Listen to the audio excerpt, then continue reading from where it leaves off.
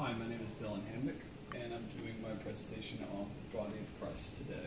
I'd like to thank my father for recording and watching me.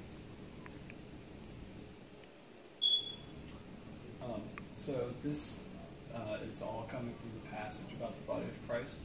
This can be found in 1 Corinthians 12 through 14, which says in verse 12, just as a body through one has many parts, but all its many parts form one body, so it is with Christ. Verse 13 says, For we were all baptized by one Spirit, so as to form one body, whether Jew or Gentile, slave or free, and we were all given the one Spirit to drink.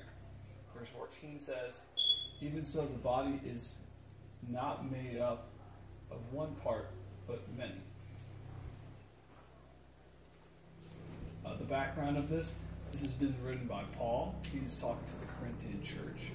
And as you saw in there, he's talking to Gentiles, as well as he's talking to the Jewish people of the church, talking about the body of Christ and how that's relevant to them. So the image that Paul is trying to portray here is that though the Gentiles and the Jews may be different and they may have different roles in the church, they should come together as one because they do have one similar goal, which is to spread Jesus Christ to other people. He also speaks about how this was actually taught by Jesus at the Passover, and this isn't something that he just made up. This is something that Jesus had discussed prior to all of this.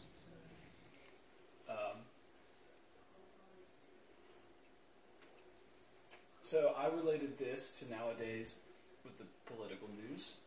It seems that the president is a very big topic in the news, and it seems like there are two major sides to the argument, which would be one side, which would be the Republican, and I'm generalizing a bit, but on the Republican side, it seems that they really stress that, he's always right, and whatever he did it right. You may think he's wrong, or they make excuses for him. And they seem to have an inherent bias that he is good and he is right no matter what he does. But just as bad, it seems that the Democratic side seems to lean towards he doesn't do anything correct, and that they never really report anything that he does correct. And because of that inherent bias, you can very clearly see that people decide to pick sides. When people decide to pick sides, it seems that inherent fighting comes after that, and conflict, rather than resolve and discussion, because they see that, all he does is wrong, or all he does is right, so therefore if you agree with that, then your opinion is irrelevant, it doesn't matter.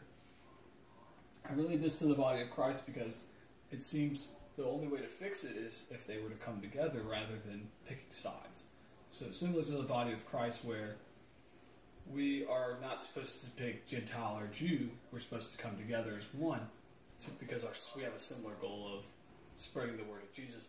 I feel as if Democratic and Republican people should come together because they have a similar goal of bettering the nation. And instead of bickering and fighting over whose opinion is right and whose opinion is wrong, they should instead take a lesson from this image and come together and really understand that they have the same goal, they just do not understand they have the same goal.